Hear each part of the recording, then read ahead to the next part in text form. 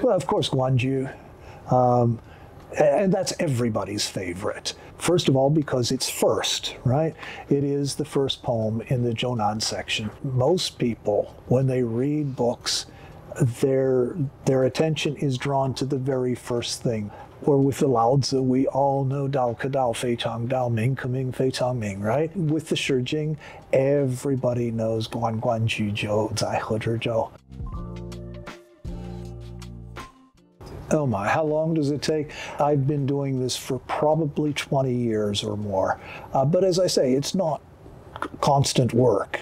My whole career has been devoted to ancient China, particularly the Western Zhou period.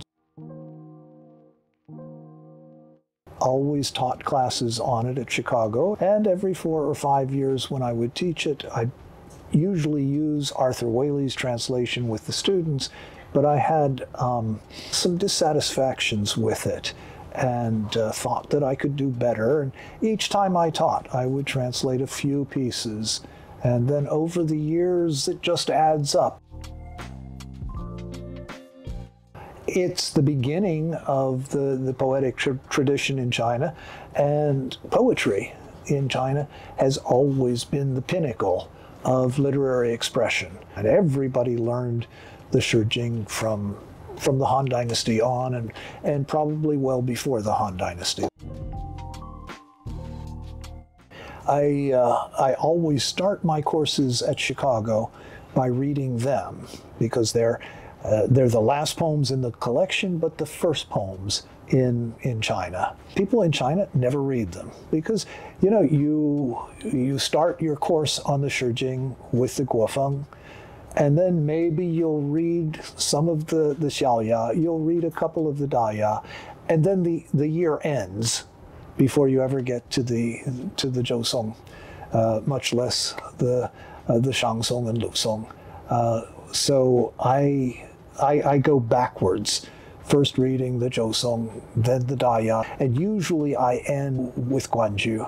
You know, Xia Xianzheng has this custom when he's eating that he saves the best part for the very last. And at that point, they can really appreciate what is so beautiful about it. Guanguan Jijiu, I think the bird actually spoke Chinese. And the Chinese character that is chosen is usually meaningful. And so this guan, of course, means to come together. So I actually thought at one point of translating it, come together, there was a song by the Beatles back in about 1965 or 66, Come Together. And so sometimes when I teach this, I play that song to the students that's what the birds are, or the bird in this case is singing about. So the one thing that everybody in China who reads the Shijing knows about it is that it's da-da, da-da, da-da, da-da, four characters, and rhyme is almost impossible to recreate in English, and the translations that attempt to put the text into rhyme are invariably failures.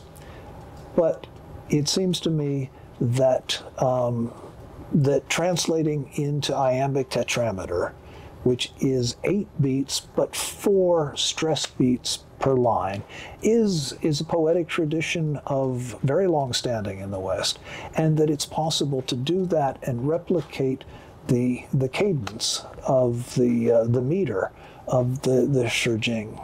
And so that is the first aspect of the language that I was trying to replicate. Wonderful.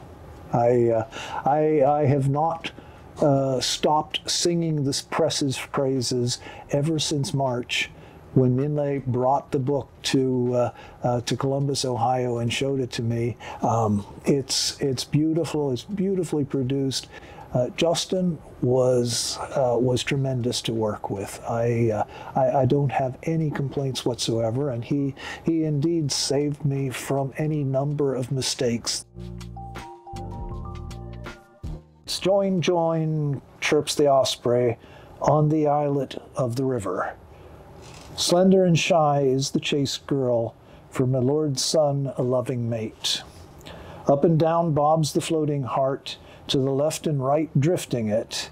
Slender and shy is the chaste girl, awake and asleep, seeking her. Seeking her but not getting her, awake and asleep, wishing to pair. Longing, oh longing, tossing and turning to and fro. Up and down bobs the floating heart, to the left and right picking it. Slender and shy is the chaste girl, with harp and lute befriending her. Up and down bobs the floating heart, to the left and right plucking it. Slender and shy is the chaste girl, with bell and drum delighting her.